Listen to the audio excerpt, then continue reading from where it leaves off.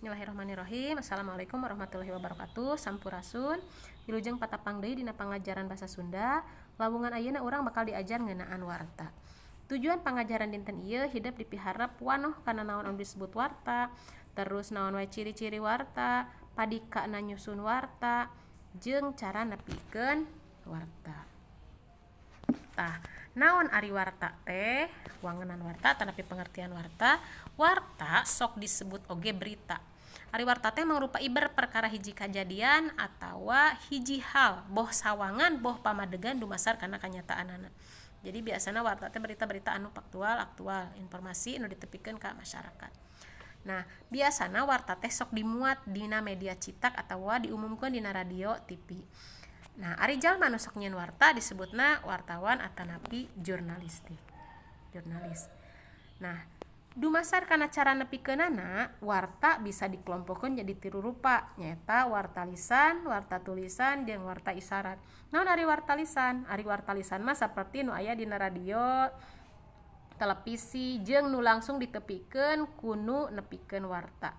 Upami warta tulisan, warta nu ditulis saperti sok remen kapanggih dina koran, tabloid atanapi majalah jeung sajabana.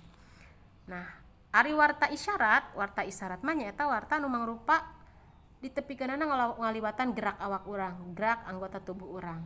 Eta biasana ditujukeunana keur kanu teu tiasaeun ngadangu.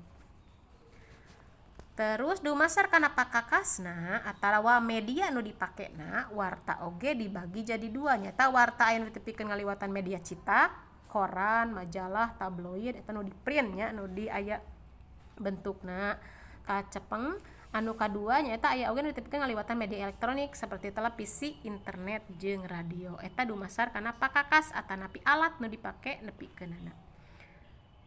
Terus warta dumasar kana cara nepikeun jeung panjang pondokna informasi aya 3 rupa. Di antarana kahiji warta nu tos dijelaskeun nyaeta bewara nu panjang li warta mah.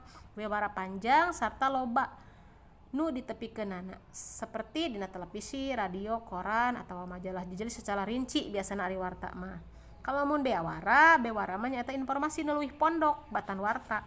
Biasana sok ditepikeun langsung adu hareupan jeung nu narima eta bewara, boh di ruangan khusus atanapi di lapangan kalayan make membran sound atawa megapon atawa oge langsung secara lisan. Aya oge nu disebut talatah. Ari talatah mah nyaeta beja nu ditepikeun langsung ku hiji jalma ka hiji jalma deui sacara lisan. Eta disebut aya warta, bewara, jeung talatah. Struktur warta teh aya judul, teras, jeung eusi. Naon aya judul? Aya judul mah kecap kunci nu ngawakilan warta kalayan gembleng. Jadi judul kudu ngawakilan kana eusina.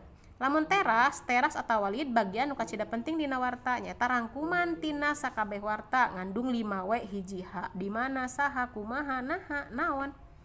Eta aya dina teras atau bagian panghareupna. Nu katilu nyaeta eusi. Ari eusi mah inti tina teks warta nu dijelaskeun secara rincina. Jadi tinu tadi teras dijelaskeun deui secara rinci kronologisna siga kumaha, eta ayeuna dina bagian eusi. Eta ngeunaan warta materi dinten ieu. Kumaha cara nepikeunana engke di lawungan saterasna. Sakitu panginten mengeunaan warta. Hapunten anu kasuhun, hatur nuhun. Wassalamualaikum warahmatullahi wabarakatuh.